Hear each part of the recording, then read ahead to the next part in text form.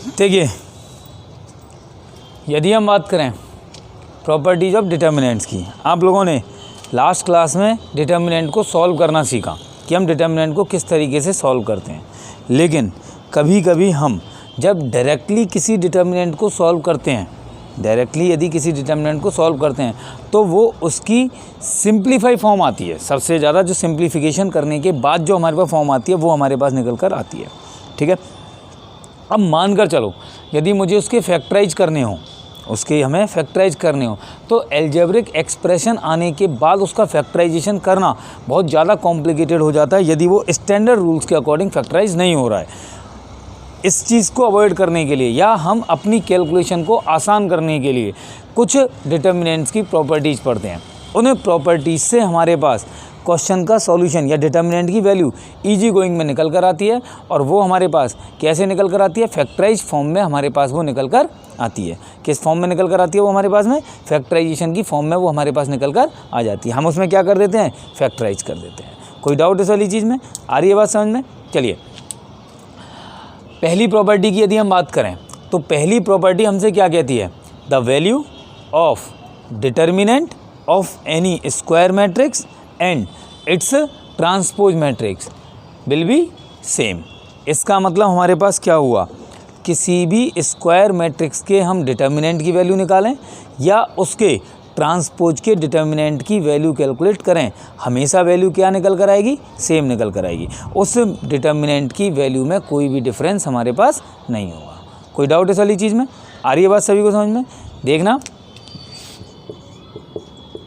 Square matrix का determinant और इसके ट्रांसपोज का डिटर्मिनेंट हमेशा कैसा रहेगा हमारे पास में? सेम रहेगी।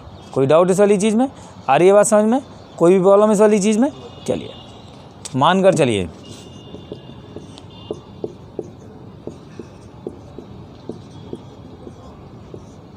ये हमारे पास कोई भी डिटर्मिनेंट थी और हम इस डिटर्मिनेंट की वैल्यू कैलकुलेट करें। यदि हम इस डिटर्मिनेंट की वैल्यू कैलकुलेट करें तो देखना 1 पर खड़े हुए, ये ख़त्म, ये ख़त्म, 4 5 5 6, इस पर आओगे -2, ये ख़त्म, ये ख़त्म, 2 5 4 6 प्लस 3 पर आओगे, ये ख़त्म, ये ख़त्म, 2 4 4 5। तो देखना क्या रह जाना था हमारे पास में? 24 - 25 -2, 12 - 20 प्लस 3, 10 - 20। तो देखना फाइनली क्या रहा? 24 - 25 तो -1, 12 - 20 कितना रहा? -8, -8 इंटू -2 करेंगे तो कितना रहा? प्लस के 16, 10 - 20 -10 इंटू 3 करेंगे तो माइनस के 30। तो कितना रह जाना था हमारे पास में? माइनस के 15। हमने देखा इस डिटर्मिनेंट की वैल्यू हमारे पास कितनी निकल कर आई थी? माइनस के 15 निकल कर आई थी। अब यदि हम इसके ट्रांसपोज के डिटर्मिनेंट की वैल्यू निकालें, इसके ट्रांसपोज के डिटर्मिनेंट की वैल्यू निकालें तो वो भी हमारे पास क्या निकल कर आनी चाहिए? -15 ही कैलकुलेट होकर आनी चाहिए थी। तो देखना, ए ट्रांसपोज का डिटर्मिनेंट यदि हम देखें तो क्या निकल कर आ रहा था हमारे पास में? 1 2 3। पहली रो को पहला कॉलम बनाया, दूसरी रो को दूसरा कॉलम बना दीजिए 2 4 5, तीसरी रो को तीसरा कॉलम बना दीजिए 4 5 6। कोई प्रॉब्लम यहाँ तक? अब इसको यदि हम सॉल्व करें तो देखना 1 पर खड़े हुए, ये ख़त्म, ये ख़त्म, 24 - 25 -2 पर आएंगे, ये ख़त्म, ये ख़त्म, 12 - 15 प्लस 4 पर आए, ये ख़त्म, ये ख़त्म, 10 - 12। तो देखना क्या रह गया? 1 इंटू -1 -2 इंटू -3 प्लस 4 इंटू -2। क्या आना था? -1 माइनस प्लस के 6 माइनस के 8। तो 6 - 9 हमारे पास कितना आना था? -3। अरे पहली रो 1 2 3, पहली कॉलम 1 2 3, 2 4 5 2 4 5 4 5 6 4 5 6, 1 पर खड़े हुए थे, 24 - 25 -2, 12 - 15 प्लस 4, 10 - 12। तो -1 -2 इंटू -3 प्लस 4 इंटू -2 -1 प्लस 6 -8। तो ये हमारे पास कितना आ रहा था? -3। इस पर देखते हैं 1 4 5 5 6 -2 2 5 4 6 प्लस 3 2445 2445। अब देखना 1 24 minus 25 minus 2 12 minus 20 plus 3 10 minus 16 4 into 4 16 आना था हमारे पास में। तो देखना ये कितना रह गया था -1 माइनस 8 इंटू 2 माइनस प्लस के 16 और 3 इंटू -6 तो माइनस के 18। तो कितना आना था हमारे पास में -3। ऐसा पॉसिबल नहीं हो सकता कभी भी हमारे पास में कि किसी भी मैट्रिक्स के डिटर्मिनेंट की वैल्यू अलग आ जाए और उसके ट्रांसपोज के डिटर्मिनेंट की वैल्यू अलग आ जाए। मतलब मैट्रिक्स का डिटर्मिनेंट और उसके ट्रांसपोज का डिटर्मिनेंट हमेशा कैसा होगा, सेम निकल कर आएगा। कोई प्रॉब्लम इस वाली चीज़ में? आ रही है बात सभी को समझ में? ठीक है, अभी हमने पहली प्रॉपर्टी पढ़ी, अब हम सेकंड प्रॉपर्टी की बात करते हैं। सेकंड प्रॉपर्टी में हमारे पास क्या है, किसी भी डिटर्मिनेंट की किन्हीं भी 2 रो या 2 कॉलम को आपस में इंटरचेंज किया जाए। इंटरचेंज करने से मतलब क्या है, जैसे मान कर चलिए पहली और दूसरी रो इसको हम आपस में इंटरचेंज कर दें, दूसरी को पहली बना दें और पहली को दूसरी बना दें, तो हमारे पास डिटर्मिनेंट की वैल्यू तो वही रहेगी लेकिन उसका साइन चेंज हो जाएगा। डिटर्मिनेंट की वैल्यू तो सेम रहेगी लेकिन केवल क्या चेंज होगा, उनका साइन हमारे पास उनका चेंज हो जाएगा।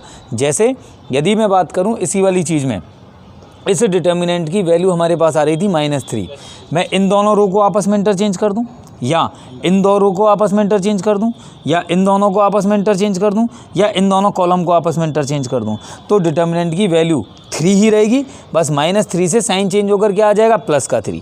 यदि इसकी वैल्यू प्लस आ रही होती तो इंटरचेंज करने के बाद किसका आ जाता, वो माइनस का आ जाता। क्लियर? कोई दिक्कत इस वाली चीज़ में? चलिए, अब एक बात का विशेष ध्यान रखना है, हम जो ये 2 रो या 2 कॉलम को इंटरचेंज करने की बात कर रहे हैं, ये सक्सेसिव की बात कर रहे हैं, मतलब लगातार की। ऐसा नहीं पहली और तीसरी को हम आपस में इंटरचेंज कर रहे हैं। हम इंटरचेंज किसको कर रहे हैं, पहली और दूसरी को, लगातार जो आ रही हैं, पहली दूसरी दूसरी तीसरी, तो हमारे पास वैल्यू डिटर्मिनेंट की वही रहेगी, बस उसका साइन चेंज हो जाएगा। कोई डाउट इस वाली चीज़ में?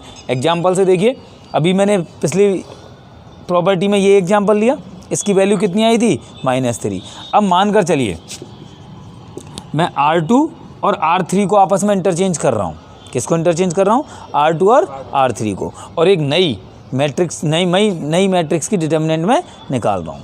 तो देखना, पहली रो एज इट इज 1 2 3, अब दूसरी और तीसरी को हमने आपस में इंटरचेंज किया 4 5 6 2 4 5, यही आना था हमारे पास में।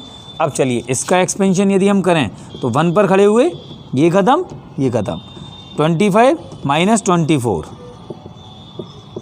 इस पर आएंगे तो -2, ये ख़त्म ये ख़त्म, 20 माइनस 12 प्लस 3 पर आए, ये ख़त्म ये ख़त्म, 16 माइनस 10। तो देखना 25 माइनस 24 1, 8 इंटू 2 करेंगे तो 16 और 3 इंटू 6 करेंगे तो प्लस के 18, तो 19 माइनस 16 करेंगे तो कितना आएगा, 3। हमने देखा यदि मैंने इस डिटर्मिनेंट की 2 रो को आपस में इंटरचेंज कर दिया था तो डिटर्मिनेंट की वैल्यू तो न्यूमेरिकली वैल्यू तो वही आई, बस उसका साइन हमारे पास चेंज हो गया। कोई दिक्कत इस वाली चीज़ में? आ गई बात समझ में? देखिए प्रॉपर्टी नंबर 3 की यदि हम बात करें तो प्रॉपर्टी नंबर 3 में हमें क्या करना है, प्रॉपर्टी नंबर 3 में आप लोगों को समझना है, यदि किसी भी डिटर्मिनेंट की कोई भी 2 रो या 2 कॉलम आइडेंटिकल हों, किसी भी डिटर्मिनेंट की कोई भी 2 रो या 2 कॉलम आइडेंटिकल हों। आइडेंटिकल वर्ड का मतलब मैंने लिख दिया है, क्या होता है आइडेंटिकल वर्ड का मतलब, करस्पॉन्डिंग एलिमेंट सेम होना। अब बात आती है करस्पॉन्डिंग एलिमेंट सेम से क्या लेना देना है। मान कर चलिए यदि मेरे पास किसी भी डिटर्मिनेंट में 1 2 4 2 4 1, तो भी ये आइडेंटिकल नहीं है, एलिमेंट सारे सेम हैं लेकिन ये आइडेंटिकल नहीं है। आइडेंटिकल का मतलब है करस्पॉन्डिंग एलिमेंट सेम होना। यदि मैं इसके आइडेंटिकल की बात करूं तो 1 2 4, जिस जगह पर जो एलिमेंट इसमें आ रहा है उस जगह पर वही एलिमेंट दूसरी रो या कॉलम में आना चाहिए था, तब वो कहलाती हैं आइडेंटिकल। यदि किसी भी डिटर्मिनेंट की कोई भी 2 रो या 2 कॉलम आइडेंटिकल हैं तो उस डिटर्मिनेंट की वैल्यू हमारे पास होगी 0। 101% हमेशा उसकी वैल्यू क्या आएगी, 0। आप इस प्रॉपर्टी को डायरेक्टली यूज कर सकते हो कहीं पर भी। यदि आपको किसी भी क्वेश्चन में इस तरीके की बात दिख जाए कि उसकी कोई 2 रो या 2 कॉलम आइडेंटिकल आपको दिख जाएँ तो उस डिटर्मिनेंट की वैल्यू आप डायरेक्टली क्या लिख सकते हैं, 0। कैसे, मैं इसको देखता हूँ। 1 पर खड़े हुए, ये ख़त्म ये ख़त्म, 16 माइनस 2, -2 पर आए 8 माइनस 1 प्लस 4 पर आए 4 माइनस 4। तो देखना 1 इंटू 14 कितना रहा 14, -2 इंटू 7 कितना रहा 14, प्लस 4 इंटू 0 कितना रहा 0। तो हम देखेंगे 14 माइनस 14 कितना आ गया हमारे पास में 0। कोई प्रॉब्लम इस वाली चीज़ में? आ गई बात समझ में? इस प्रॉपर्टी में मैं यही करना था।